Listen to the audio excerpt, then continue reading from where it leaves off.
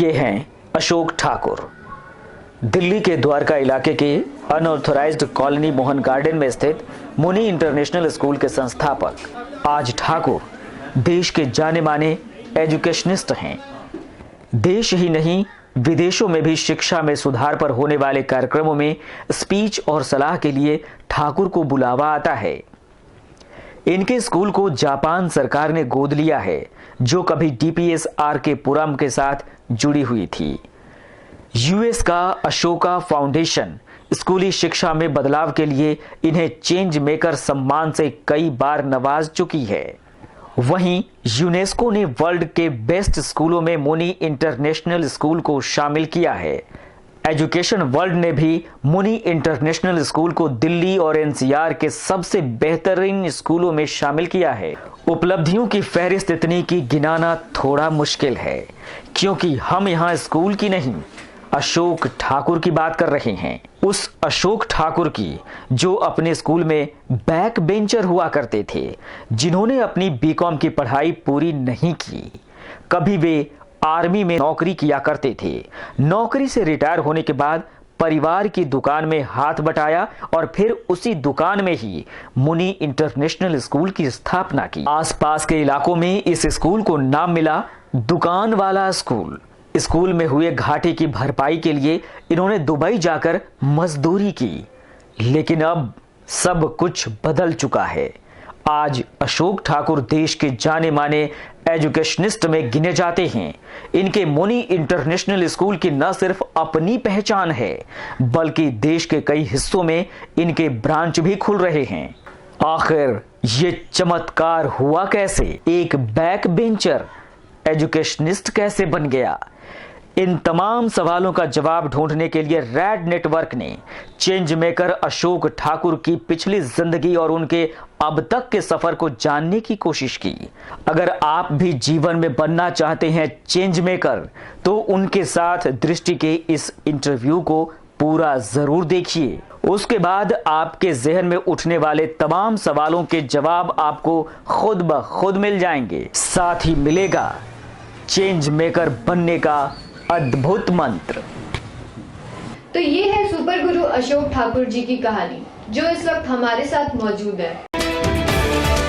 अशोक जी, आपका red network में बहुत बहुत स्वागत है। धन्यवाद। सर, आप पहले आर्मी में थे और फिर आपका ये ख्याल स्कूल खोलने का ख्याल आपको कैसे आया? देखिए, मैं समझता हूँ नियति ऐसी ही होनी चाहिए थी, क्योंकि आर्मी से मुझे डिसिप्लिन मिला, आर्मी से काम को जुनून तक करने का मौका मिला, ट्रेनिंग मिली और नियति ने अपना गेम बहुत सुंदर खेला। जैसे ही मैं आर्मी छोड़ के आया तो मेरी व्यक्तिगत जो पीड़ा थी कि मेरे जैसा कमजोर बच्चा, मेरे जैसा भटका हुआ, मेरे जैसा शोषित बच्चा और कोई ना बने, ये मेरे अंदर चित भर चुकी थी। क्योंकि मैं जिंदगी की जो भी तकलीफें थी उनकी गहराई तक अनुभव कर चुका था और अपेक्षित और जितने भी शब्द रचना की जा सके उनको नज़दीक या दूर, कम या ज़्यादा भांप चुका था। तो ये दर्द था मेरा। मैंने कहा कि दर्द मिटेगा कैसे, ये दर्द खत्म कैसे होगा? मैं अगर सफल भी हो जाता हूँ और ये व्यक्तिगत यात्रा रहे तो दूसरे अशोक फिर भी पैदा होते रहेंगे। मैंने कहा नहीं, शिक्षा परिवार की यात्रा हो, शिक्षा समाज की यात्रा हो, शिक्षा परंपरा की यात्रा हो, इसके लिए मुझे तैयार होना चाहिए। मैं जब सेना छोड़ के आया 8 साल बाद, तो मैंने सोचा कि मेरे पास 2 रास्ते थे, या तो मैं कंप्लेन करूं या ब्लेम करूं या मैं विक्टिमाइज होकर रहूं। मैंने कहा नहीं, कंप्लेन और ब्लेम ये व्यक्तिगत कमजोरियां हैं, करके दिखाया जाए। मुझे लगा कि सही है। दुनिया पूरी तरफ एक शब्द की शिक्षा की परिभाषा से ही इधर उधर पता नहीं कहां कहां गई हुई है।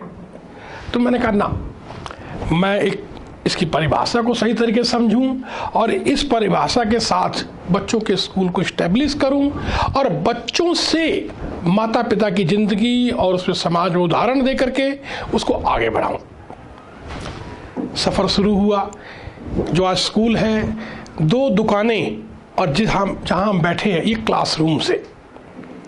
कहते हैं कि बदलाव जल्दी स्वीकार नहीं होता, और बदलाव के स्वीकार होने के कुछ स्टेप्स होते हैं कि पहले लोग आपका अपमान करेंगे, तिरस्कार करेंगे, फिर चुप हो जाएंगे, फिर धीरे धीरे सहमति में आएंगे और अंत में कहेंगे मैं तो जानता था ऐसा हो जाएगा।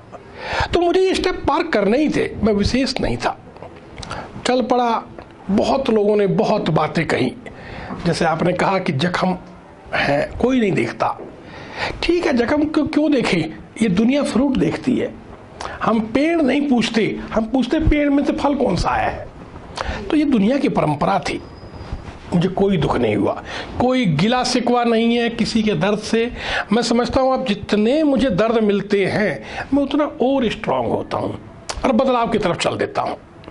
क्योंकि मैं आज ये देखता हूँ कि शिक्षा में सिर्फ एक अशोक नहीं, जितनी दुनिया में युवा पीढ़ी पैदा हो रही है या जो बचपन आ रहा है वो सब विक्टिमाइज हो रहे हैं।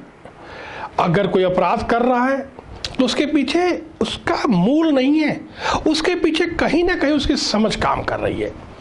अगर कोई चोर चोरी करता है तो इसलिए नहीं कर रहा कि ये काम गलत है, उसके पास उसके 10 आंसर हैं चोरी करने के। मैंने कहा ठीक है, तो मेन एक सीक्रेट वर्ड बताओ कि कौन सी चीज़ों से ये सारी चीज़ें ठीक हो सकती हैं। तो वो शिक्षा थी। देखिए, पेड़ पौधों को शिक्षा देने की कोई ज़रूरत नहीं है, क्योंकि पेड़ पौधे आप शिक्षा दें या ना दें, आम का पेड़ आम ही देगा, अंगूर का पेड़ अंगूर ही देगा। उसके बाद जानवरों को भी शिक्षा देने की कोई ज़रूरत नहीं थी। किसी आप शेर को खूब कलाएं सिखाकर, शिक्षा दे करके कुर्सी पर तो बैठा सकते हैं, ज्ञानी नहीं बना सकते। कोई तोता अगर 10 बार राम राम करे, कोई तोता अगर सूत्र पढ़ दे, तो तोता ज्ञानी नहीं है, उसकी आवाज़ में सुनने का प्रयास कर रहे हैं हम। तो ये काम शिक्षा का सिर्फ और सिर्फ आदमियों पे होना था। मुझे राह मिल गई, मैं चल पड़ा, और बल्कि लोगों ने कहा कि बहुत दूर नहीं जाओगे। मैंने कहा अगर मैं टिका रहा, और इस अकेले के साथ में दिक्कत, मज़ेदार बात ये थी कि कोई था नहीं साथी तो कोई तकलीफ भी नहीं थी। मैं अकेला चल पड़ा, और वो कहते हैं कि लोग कारवां जुड़ता गया। अशोका चेंज मेकर जैसे लोग आए, आज देश विदेश मानता है, कारवां चला। पहले आपने तो स्कूल जब खोला था वो बेसिकली हर कोई जैसे खोलता है अपने जीवन यापन के लिए खोलता है, लेकिन आज आप एजुकेशन को आंदोलन बना रहे हैं, तो ये चेंज कैसे आया? देखिए, शिक्षा और स्कूल ये जीवन यापन का साधन नहीं होना चाहिए था। ये उन लोगों को इस फील्ड में आना था जिनको दर्द था, पता ही नहीं चला कि कब ये दुकानदारी और व्यवसाय बन गया। नहीं तो शिक्षा ऐसा किसी काम के लिए बनी नहीं थी। शिक्षा उन लोगों को लेनी थी कि जो इस चीज को अपने में फील करें और दूसरा वैसा बच्चा ना पैदा होने दें। ये तो भगवान जाने कि कब शिक्षा और स्वास्थ्य में बिजनेस आ गया, कब पैसा आ गया, और फिर ऐसा होने लगा कि लोगों ने कहावतें बना दी, जितना गुड़ डालोगे उतना मीठा होगा। अरे मैं पैसे कम दे रहा हूं तो भी मुझे गुड़ उतना ही चाहिए भाई। मेरी जिंदगी हो सकता है कि आपके लिए इम्पोर्टेंट ना हो सकता है मेरे बच्चों के लिए भी इम्पोर्टेंट ना हो, मेरे लिए बहुत इम्पोर्टेंट है। मैं अंतिम संघर्ष तक अपनी जिंदगी को, स्वास्थ्य को बनाए रखने के लिए और शिक्षा को पाने के लिए खर्च करूंगा। सर, जैसे बहुत सारे स्कूल हैं, तो आप उन स्कूलों में से अपने स्कूल को अलग कैसे मानते हैं, और ये मैथोलॉजी के बारे में आप कुछ बताएं। देखिए, स्कूल समाज पोषित होने चाहिए थे, मुक्त होने चाहिए थे। मैंने जब स्कूल इस्टेब्लिश किया तो मैं, क्योंकि मेरा व्यक्तिगत अनुभव ये था कि मैं मैक्सिमम टाइम या तो किताबों के बंधन में था, या विचारों के बंधन में था, या इंफ्रास्ट्रक्चर के बंधन में था, या नाम के बंधन में था। मैंने कहा सबसे पहले मैं ये बंधन मुक्त स्कूल बनाऊंगा। बंधन मुक्त का मतलब स्वच्छंद नहीं है, बंधन मुक्त का मतलब गलत नहीं है कि कुछ भी करूं, क्योंकि आज़ादी का मतलब मनमानी नहीं है। आज़ादी का मतलब है सह अस्तित्व, कि आप भी मेरे साथ रहेंगे और मैं भी रहूंगा। मैंने इस बात को समझा। जब ये बात मैंने स्कूल के रूप में बात करी अधिकारियों से, उन्होंने कहा देखिए हमें हमारा सिलेबस चलना चाहिए, सेंट्रली वर्क होना चाहिए, उसके बाद आप जो भी करें।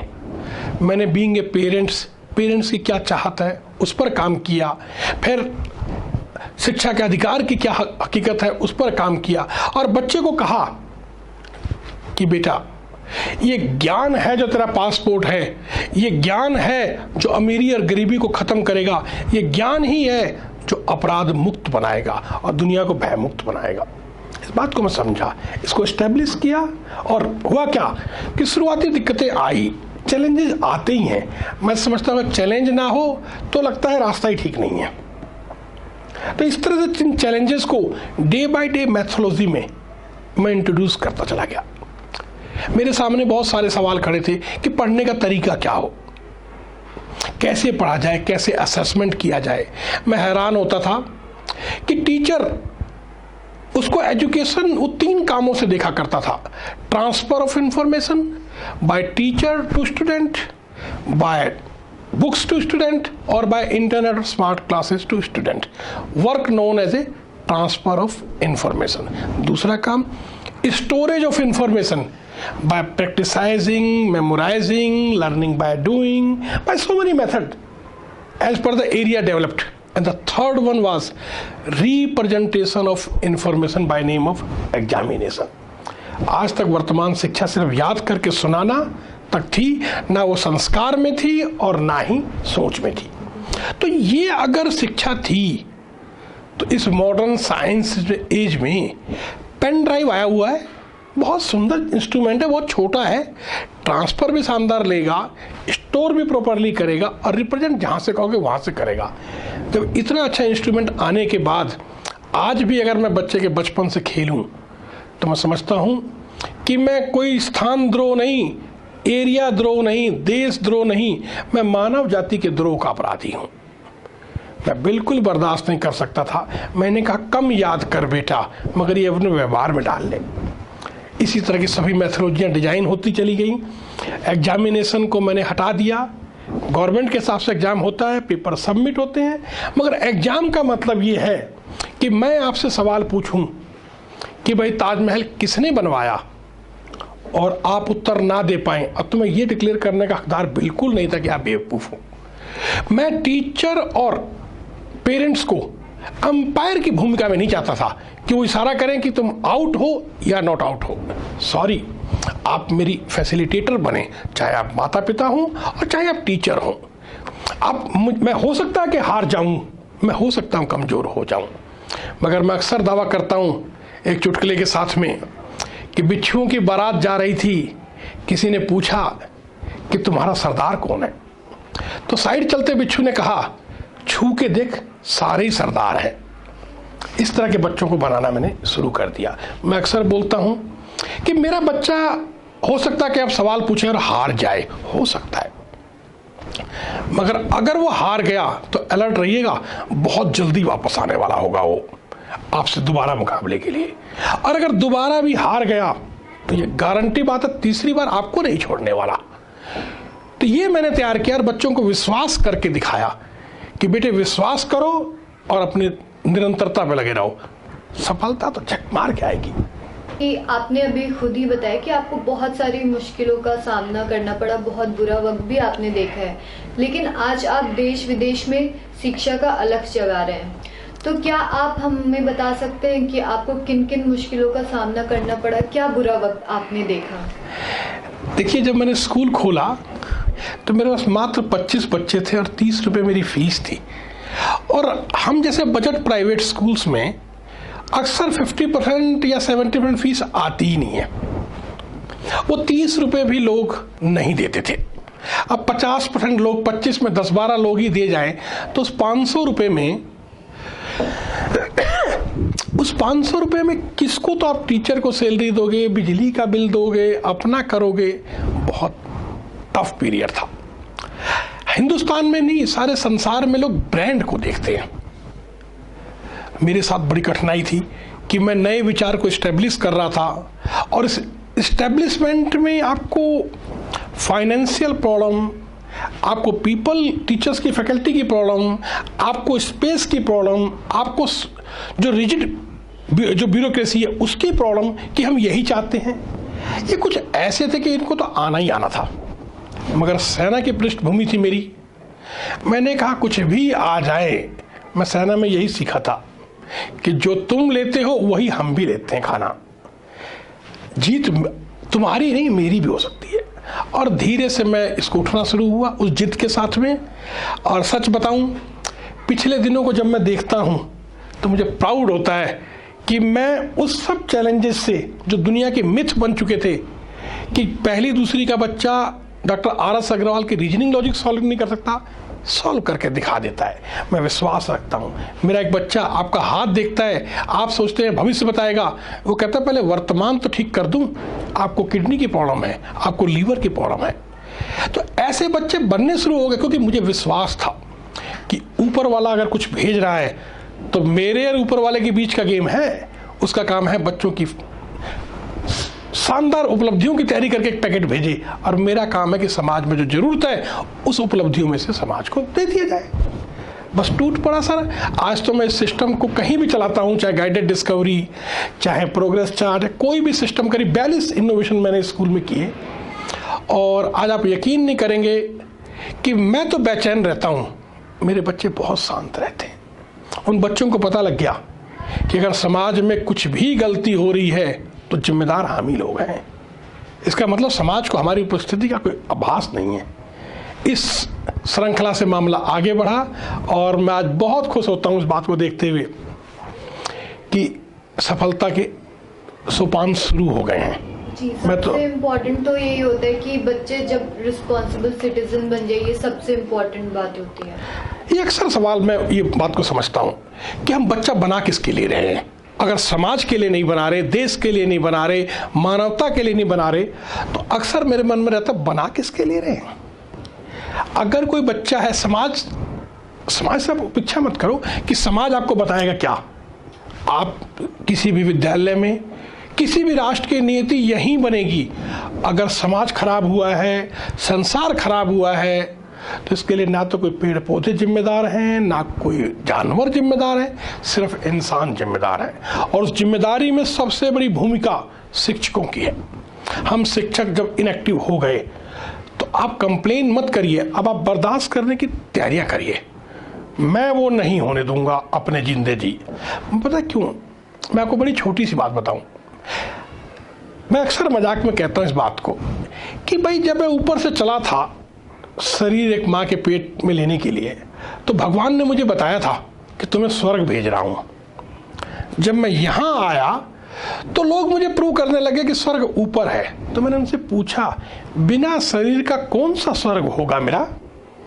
जब शरीर ही आप दफना दोगे, जला दोगे, तो आत्मा का स्वर्ग क्या करूंगा?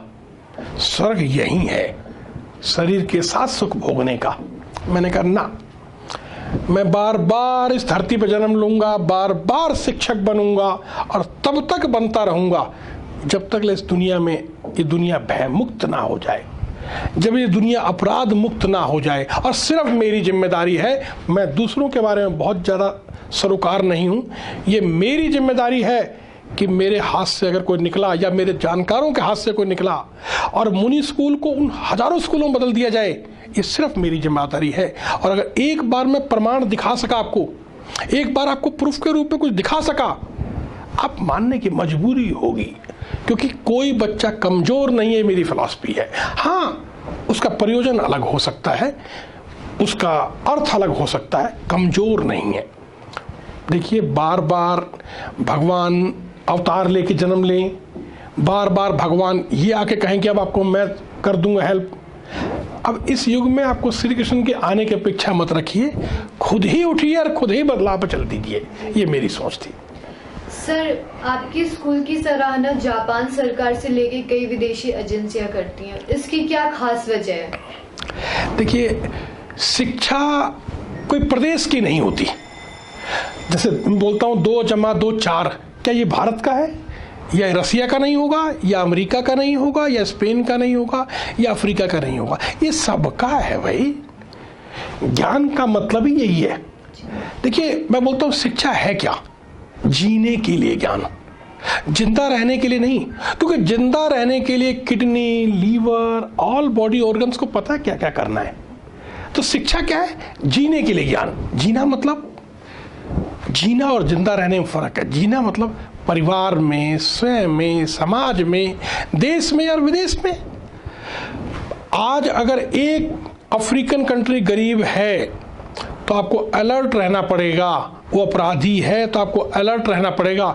कल वो रिक्वेस्ट करके आएगा और परसों अपना मानवता का हक मांगेगा, आपको अलर्ट रहना पड़ेगा। ड्यूटी है और न संविधान की ड्यूटी है।